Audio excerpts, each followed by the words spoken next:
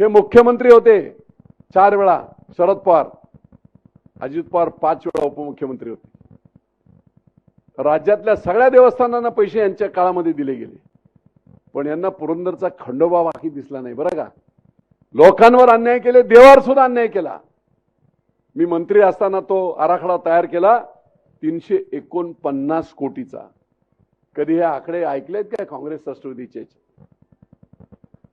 नेतेच दळ भदरी तर ते काय पुढचे आकडे, चिंदी चोर सगळे तर ते काय ते बघणार एवढे मोठे आकडे.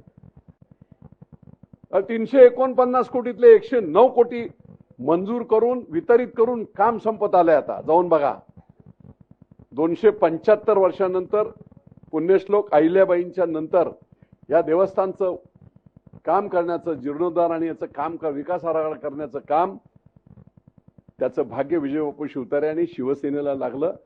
आमच्या एकनाथभाई शिंदेनी, मुख्यमंत्र्यांनी त्यावेळेस येऊन सत्तेवर खुर्चीवर असणारा मुख्यमंत्री पहिल्यांदा, शरद पवार सुद्धा कधी आले नव्हते, सत्तेवर खुर्चीवर असणारा मुख्यमंत्री पहिल्यांदा इतिहासामध्ये खंडोबाच्या दर्शनाला आला.